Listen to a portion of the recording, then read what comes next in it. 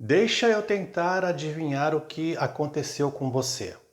Você já começou a investir em bolsa de valores, você de repente já comprou ações de empresas que pagam dividendos, algumas cotas de fiagros e provavelmente você já comprou cotas de fundos imobiliários, já recebeu os primeiros rendimentos, já reinvestiu esses rendimentos junto com a poupança mensal que você faz a partir do seu trabalho.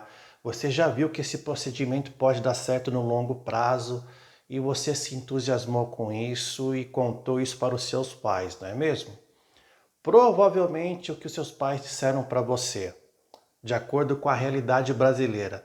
Não, meu filho, tome cuidado com a bolsa de valores, é um ambiente complexo, investir é complicado, você pode perder seu dinheiro. Talvez tenha sido isso que seus pais falaram para você, seu pai, sua mãe, ou quem sabe seu avô, seu tio, aquela pessoa que te deu educação na sua infância. Você discutiu com essa pessoa? Se você fez isso, você cometeu uma falha, pelo menos o entendimento de Confúcio. E é sobre Confúcio em relação ao respeito pelos pais que nós vamos conversar hoje.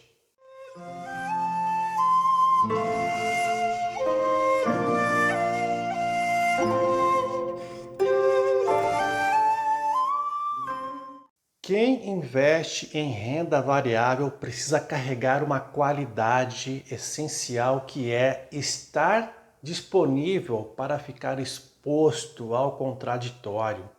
Quando você tem uma tese de investimentos, é interessante você ser contrariado por outro investidor, quem sabe por outro analista, porque você pode pegar pontos de vista diferentes e tirar uma conclusão proveitosa para você e para esse seu oponente intelectual, por exemplo. Então não adianta só ler os livros sobre investimentos, os livros sobre educação financeira. É interessante você buscar outras fontes de conhecimento, de cultura, porque isso pode enriquecer a sua capacidade de tecer diversas análises, não só para o investimento, mas para a vida como um todo. E, como eu disse para vocês, hoje eu vou falar sobre Confúcio. Eu tenho aqui um livro de bolso de Confúcio com os Analectos. O que seriam os Analectos ou Analectos? Seriam uma coleção de conselhos, de ensinamentos deixados pelo grande mestre Confúcio, um filósofo chinês que viveu há aproximadamente 2500 anos. A filosofia barra religião confucionista durou predominantemente na China por mais de 2000 anos. Ela só foi interrompida à força quando o Partido Comunista assumiu o poder no final dos anos de 1940 e começo de 1950. Os Analectos reúnem 20 pequenos livros compostos por vários capítulos também pequenos e provavelmente foi escrito pelos discípulos de Confúcio. E eu vou reproduzir para vocês, eu vou ler junto com vocês algumas passagens desse belíssimo livro. E logicamente, quando a gente está interessado em investimentos para atingir independência financeira, a gente procura conteúdo para nos incentivar nessa jornada. Sempre que a gente vai ler um livro de filosofia, a gente procura uma lição direcionada para quem está querendo enriquecer, não é mesmo? Mesmo que seja uma lição indireta. Então, nesse caso, eu vou adiantar para você. Os ensinamentos de Confúcio, eles não são direcionados para quem tem a mentalidade de enriquecer. Eles são direcionados para quem pretende viver uma vida melhor como um todo. Então, vamos lá. O que Confúcio fala sobre a riqueza e a pobreza? O mestre disse: riquezas e honras são o que os homens desejam. Se não podem ser obtidas de maneira adequada, não devem ser mantidas. Pobreza e mesquinharia são o que os homens não gostam. Se não podem ser evitadas de maneira adequada, não devem ser evitadas. Então você pode perceber que Confúcio tem uma abordagem moral a respeito da expectativa de enriquecimento e ele não condena o estado de pobreza, porque se isso for inevitável, você precisa vivê-la também com dignidade. Vamos ver o que Confúcio pensa a respeito dos lucros. A mente do homem superior é familiar com a retidão. A mente do homem mesquinho é familiar com o ganho. Você entendeu por que Confúcio não é um autor muito popular entre os investidores e empreendedores quando eles pescam alguma referência do Oriente a respeito de táticas e estratégias para enriquecimento e empreendimento? Eles preferem um outro autor chinês, o Sun Tzu, que escreveu A Arte da Guerra, que nós já comentamos sobre esse livro em outro episódio do Filosofando. Mas hoje estamos falando sobre Confúcio e eu quero te convencer a ler os Analectos. Então eu pensei para você uma passagem muito bonita que você vai se identificar com ela porque ela tem certa relação com o cristianismo. Shun Kun perguntou sobre a virtude perfeita. O mestre disse: é quando você for para o exterior, comportar-se com todos como se estivesse recebendo um grande convidado, empregar as pessoas como se estivesse ajudando em um grande sacrifício, não fazer aos outros o que não gostaria que fizessem a si mesmo, não ter nenhuma murmuração contra você no país e nenhuma na família. Shun Kun disse: embora eu seja deficiente em inteligência e vigor, farei questão de praticar esta lição. Não fazer aos outros o que você não gostaria que fizessem com você tem uma relação com a lei de ouro citada por Napoleão Hill em A Lei do Triunfo, esse tijolão aqui que eu também li, e você vai perguntar por que você nunca falou de Napoleão Hill. Um dia eu explico isso para você com calma, porque eu prefiro falar de outros autores. Dessa forma, seguir o confucionismo é sobre servir bem ao próximo. Isso está na tônica da população chinesa, um senso de comunidade acima do senso individual. A outra tônica da filosofia de Confúcio tem muita relação com o respeito aos antepassados. Ao servir seus pais, um filho pode protestar com eles, mas gentilmente, quando ele vê que eles não se inclinam a seguir seu conselho. Ele mostra um grau maior de reverência, mas não abandona seu propósito. E se eles o punirem, ele não se permite murmurar. Ou seja, você pode discordar dos seus pais, mas o respeito por eles tem que estar em primeiro lugar. Então, quando você fala sobre bolsa de valores com seus pais e eles dizem que isso é muito arriscado, você não deve discutir com eles, embora você possa continuar investindo em bolsa de valores, porque lá na frente você sabe que isso vai dar certo e seus pais vão reconhecer o seu esforço. Mas quando a gente mistura os pais com relação à educação financeira, investimentos e empreendimento, que livro que vem na sua cabeça? Um livro que provavelmente você já leu. Pai Rico, Pai Pobre. Eu tenho esse livro aqui também.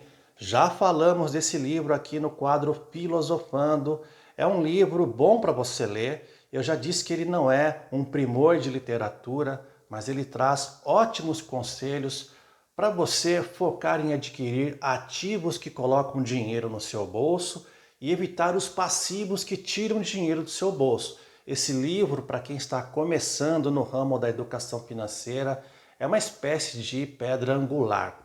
Mas isso não exime a gente de ter um comportamento crítico em relação à obra como um todo e em relação ao autor Robert Kiyosaki. Por quê? Em Pai Rico, Pai Pobre, ele conta a história de um pai rico que teria o adotado para dar conselhos e ele reclama do seu pai pobre que tem aquela mentalidade, segundo ele, atrasada. Então, anos depois da publicação do livro, as pessoas descobriram que o pai rico do autor foi um personagem fictício, mas o pai pobre foi um personagem real. E se você ler esse livro com atenção, Pai Rico, Pai Pobre, você vai notar que o autor tem uma espécie de remorso em relação ao pai dele, ao pai pobre. E se você não tiver senso crítico para ler esse livro, você pode comprar a ideia de que parte do atraso, entre aspas, da sua vida financeira, por que você está nessa situação hoje e você não está melhor, pode ser atribuída aos seus pais e não a você mesmo. Não é reconfortante saber que parte da culpa sobre a sua situação atual é acreditada aos seus pais e assim você se exime da própria culpa. Mas, segundo Confúcio, esse não é o caminho para a sabedoria, esse não é o caminho para você atingir uma vida feliz. Você deve respeito aos seus pais, por mais que eles não tenham te orientado do jeito certo em relação aos investimentos. Obviamente, você que está me assistindo, pode ser que seus pais já tenham ciência da eficiência de investir em bolsa de valores. Eu estou falando isso em linhas gerais, em linhas culturais do Brasil. Nós não podemos culpar nossos pais que tiveram outra realidade a respeito da nossa situação atual. Quando você lê a obra de Confúcio, você pode ler num livro físico ou pesquisar na internet, a obra está de graça na internet para você ler, você vai perceber que a sua história não acaba quando você parte deste mundo. A sua história continua com os seus descendentes. A história da família é importante, você precisa respeitar quem veio antes de você, senão você não será respeitado por quem virá depois de você. Pense o seguinte, você sabe que é difícil fazer economia mensal nessa realidade dura que vivemos no Brasil. Economizar parte do salário, parte dos lucros do seu negócio não é fácil para poder fazer os aportes regulares em ativos que geram renda passiva. Você sabe que esse caminho de acumular ativos que geram renda passiva, ele é um caminho gradual, ele tem um progresso lento. Então são anos de esforço que você vai empregar nessa jornada. De repente você não vai usufruir plenamente do que você acumulou ao longo do tempo. Pode ser que lá na frente você vá embora mais cedo do que você planejou e você vai deixar tudo para os seus herdeiros, não é mesmo? Você provavelmente não quer que os seus herdeiros queimem tudo que você acumulou ao longo de muitos anos de trabalho.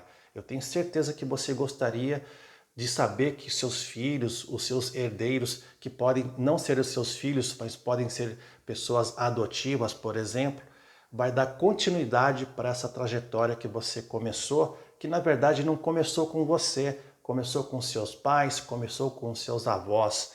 De repente, para você poder orientar melhor quem vem depois de você, você precisa se reconciliar com quem veio antes de você. Pode ser que seu pai ou sua mãe não tenha te dado as condições ideais para você surfar na sua carreira, para você crescer profissionalmente, empreender com sucesso. Pode ser que você não tenha recebido essas informações na educação que você recebeu deles. Ainda assim, você deve respeito a eles porque alguma coisa de bom eles fizeram por você. Pense na sua memória, resgate nas suas lembranças alguma coisa de bom que seus pais fizeram por você ou aquelas pessoas que te educaram. E você, se tiver oportunidade, se essas pessoas ainda estiverem vivas, vá até elas e agradeça essas pessoas por aquilo de bom que elas fizeram por você. Sabe o que vai acontecer? Essas pessoas vão torcer a seu favor, elas vão passar uma energia maior do que você passou para elas fazendo esse agradecimento. De repente você não tem nada de bom para falar do seu pai, mas você tem um filho ou uma filha, então você precisa cortar essa história de remorso e passar para sua filha somente coisas boas, seja para sua filha ou para o seu filho, ou para os seus filhos, aquele pai que você gostaria de ter. Seus filhos não precisam saber dos remorsos, das murmurações e das reclamações que você tem em relação ao seu pai, à sua mãe. Deixe seus filhos pensar que o avô deles, a avó deles é uma pessoa que tem uma história boa para contar, porque assim a família vai se fortalecendo geração para geração. Você não quer que a sua herança seja desperdiçada em apenas uma geração para os seus netos passarem necessidade novamente. Eu tenho certeza disso. Assim como você vê pessoas do seu conhecimento, do seu círculo social que estão recebendo heranças dos pais e estão gastando com uma enorme vontade. E você vai perceber que em breve, em poucos anos, os filhos dessas pessoas vão ter que remar tudo de novo.